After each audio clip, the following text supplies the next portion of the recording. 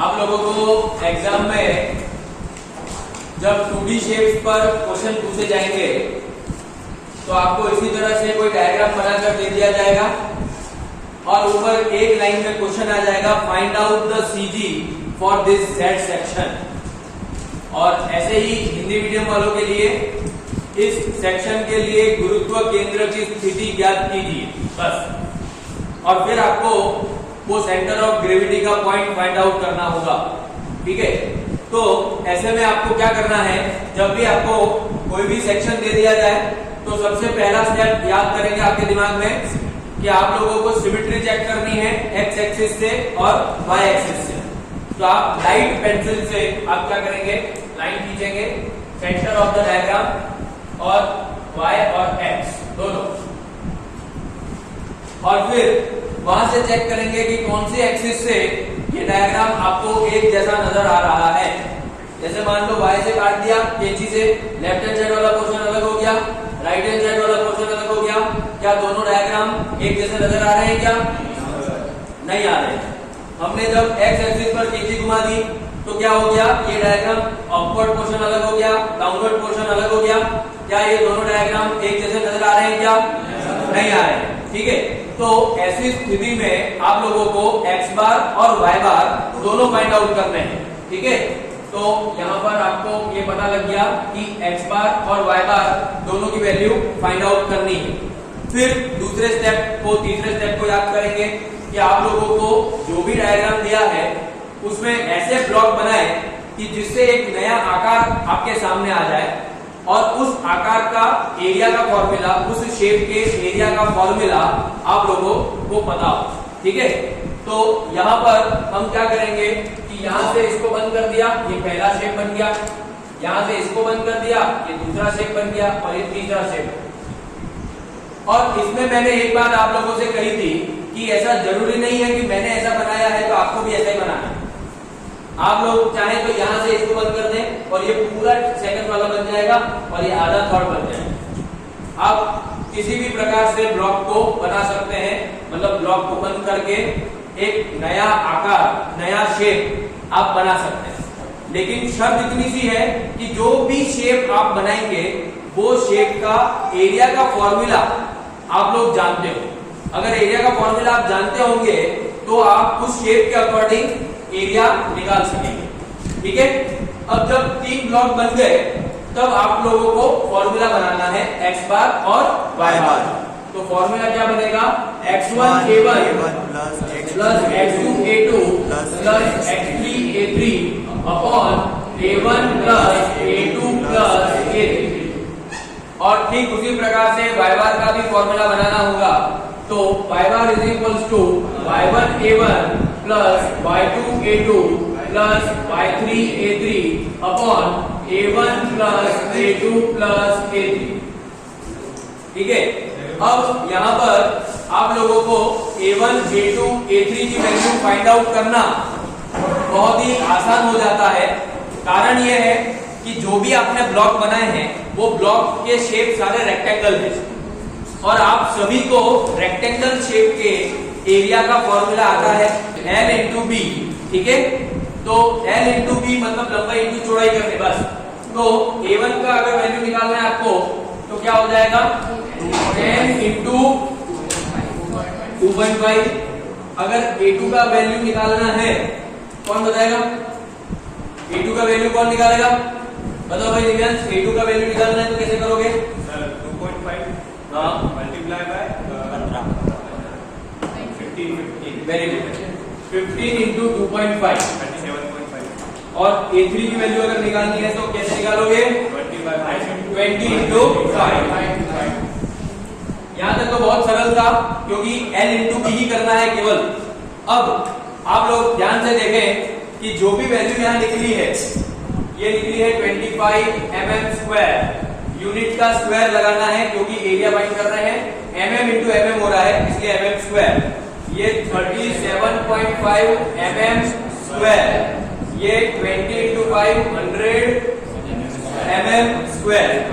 ठीक है, अब जो भी ये वैल्यूज आपको मिली है वो इन फॉर्मूलाज में कैसे रखनी है ध्यान से सुन लें एक बार। कि जैसे मान लो A1 का आंसर आया आपका 25, तो आप लोग क्या करेंगे, जहां पर भी A1 नजर आ रहा है वहां पर आपको 25 लिखना है। यहां पर 25, यहां पर 25, यहां पर 25, यहां पर 25। आ रहा है समझ में?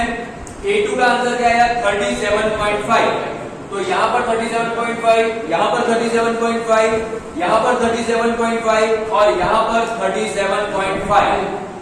फिर A3 का आंसर है 100, तो यहां पर 100, यहां पर 100, यहां पर 100, यहां पर 100, हर जगह पर जहां पर भी A3।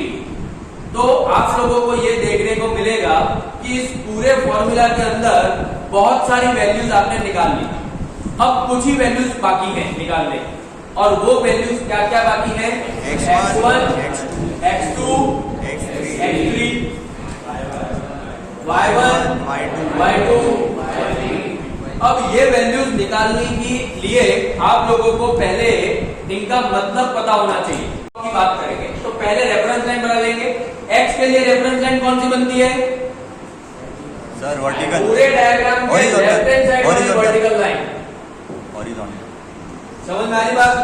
अब ब्लॉक का reference centre of gravity centre में आएगा क्योंकि रेक्टेंगल है। इस बात को ध्यान रखना, हर बार सेंटर पॉइंट नहीं लेना है। रेक्टेंगल, स्क्वायर और सर्कल 2D डायग्राम में केवल ये तीन शेप नजर आए तभी आपको सेंटर पॉइंट मार्क करना, ठीक है? अब आपको क्या करना है, इस सेंटर पॉइंट से लेकर रेफरेंस लाइन तक की डिस्टेंस निकालनी है। तो सेंटर से रेफरेंस लाइन तक की डिस्टेंस कितनी होगी बताओ? 5 मीटर। 10/2 that is 5 mm। अब x2 के अंदर वापस ध्यान दे दो, पहले सेंटर पॉइंट से आप बाउंड्री तक निकालो, मतलब आप आधा कर दो, तो 2.5 है x की डिस्टेंस, तो 2.5/2। अब आप देखो कि सेकंड ब्लॉक की बाउंड्री से लेकर रेफरेंस लाइन तक की दूरी कितनी है? 7.5, वेरी गुड, प्लस 7.5, तो 8.75 mm आंसर आएगा, ठीक है? अब थर्ड ब्लॉक के लिए सेंटर पॉइंट से वापस हम बाउंड्री तक चलेंगे, इसका मतलब x में जो टोटल लेंथ है अपॉन 2 कर देंगे। अपॉन 2 करने पर हम सेंटर पॉइंट से बाउंड्री तक चल पाते हैं, ठीक है? तो टोटल x डायरेक्शन में लेंथ है 20/2, अपॉन 2 करने पर हम बाउंड्री तक पहुंच गए। अब थर्ड ब्लॉक की बाउंड्री से रेफरेंस लाइन तक की दूरी कितनी है? 7.5, उसको जोड़ देंगे तो टोटल आंसर आ गया 17.5 mm। अब y डायरेक्शन में सेम इसी प्रकार से काम करना है, पर वर्टिकल डिस्टेंस देखनी। x में आपने हॉरिजॉन्टल देखी थी, y में आपको वर्टिकल देखनी, ठीक है? तो y1 का मतलब पहला ब्लॉक और y का मतलब वर्टिकल डिस्टेंस। तो पहले ब्लॉक की टोटल वर्टिकल डिस्टेंस कितनी है? 2.5, तो 2.5/2 करेंगे तो सेंटर तक चल जाओगे। 2.5/2 करेगा तो आप इस सेंटर पॉइंट से बाउंड्री तक चल गए फर्स्ट ब्लॉक की। अब आप देखो आपको कहां तक चलना है? रेफरेंस लाइन तक चलना है, और रेफरेंस लाइन कौन सी होगी y एक्सिस के लिए? Bottom most line. Bottom most line, सबसे नीचे वाली हॉरिजॉन्टल लाइन। तो अब आप देखो कि आपने सेंटर पॉइंट से बाउंड्री तक चल दिए और चलने में आपने 2.5/2 कर दिया। अब आपको चलना है इस ब्लॉक की बाउंड्री से रेफरेंस लाइन तक। तो इस ब्लॉक से बाउंड्री तक, सॉरी रेफरेंस लाइन तक कितना डिस्टेंस कवर करना पड़ेगा? +20। समझ में आ रहा है? अब y2 के लिए सेकंड ब्लॉक में y, सेकंड ब्लॉक का y मतलब वर्टिकल डिस्टेंस। तो पहले तो सेकंड ब्लॉक का वर्टिकल डिस्टेंस कितना है? 15। तो 15/2 करोगे क्योंकि सेंटर ऑफ ग्रेविटी का फॉर्मूला है। तो जब आप 15/2 करोगे इसका मतलब क्या है? इसका मतलब है कि आप सेंटर पॉइंट से ब्लॉक के बाउंड्री तक पहुंच गए। तो सेंटर पॉइंट से ब्लॉक की बाउंड्री तक पहुंच गए। अब आपको चलना कहां तक है? रेफरेंस लाइन तक। तो आप देखोगे ब्लॉक की बाउंड्री से रेफरेंस लाइन तक की दूरी कितनी और बाकी है? 5 तो मतलब यहां पर आप देख सकते हो 15/2 + 5। समझ में आ रही बात? फिर y3 y3 का मतलब थर्ड ब्लॉक में y मतलब वर्टिकल, तो थर्ड ब्लॉक का वर्टिकल डिस्टेंस कितना है 5। तो पहले तो आप सेंटर ऑफ ग्रेविटी का फॉर्मूला लगाओगे और वो है 5/2। तो 5/2 का क्या मतलब निकला? 5/2 का मतलब ये निकला कि आप सेंटर पॉइंट से उस ब्लॉक की बाउंड्री तक पहुंचे। तो सेंटर पॉइंट से जब आप उस ब्लॉक की बाउंड्री तक पहुंच गए, अब आपको देखना है कि ब्लॉक की बाउंड्री रेफरेंस लाइन तक कितनी दूरी है। ब्लॉक की बाउंड्री से रेफरेंस लाइन तक 0, तो +0, तो 2.5 है। अब आपको सारी वैल्यूज मिल गई। इन सारी वैल्यूज को इन फॉर्मूला में पुट करना है। कैसे करोगे?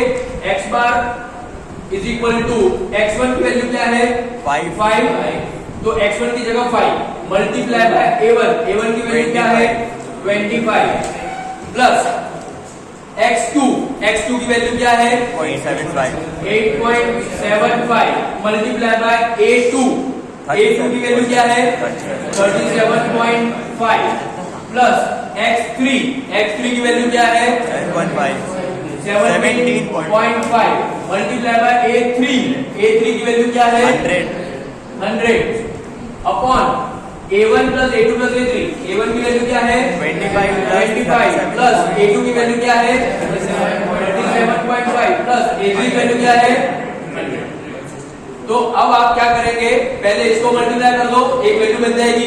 इन दोनों को मल्टीप्लाई कर दो, एक वैल्यू बन जाएगी। इन दोनों को मल्टीप्लाई कर दो, एक वैल्यू बन जाएगी। फिर तीनों को प्लस करो, एक वैल्यू आ जाएगी और वहां एक वैल्यू लिख दो। फिर नीचे भी तीनों को प्लस कर दो, एक वैल्यू आ जाएगी। फिर जब अब ऊपर भी एक वैल्यू, नीचे भी एक वैल्यू, तब जाकर आप कैलकुलेटर में डिवाइड करिएगा। डायरेक्ट करने में हो सकता है आंसर गलत आ जाए, इसीलिए स्टेप बाय स्टेप करिएगा। 2 मिनट 5 मिनट ज्यादा लगेंगे, लेकिन आंसर एक्यूरेट आएगा। आ रही बात समझ में? तो फटाफट x बार और y बार की वैल्यू फाइंड आउट करो।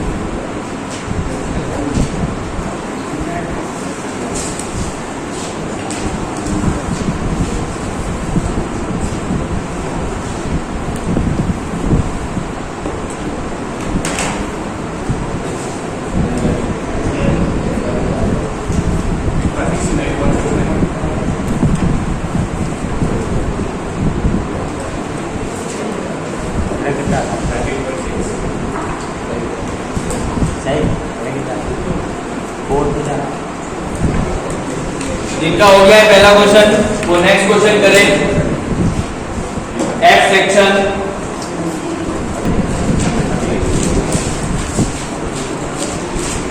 F सेक्शन के बाद T सेक्शन।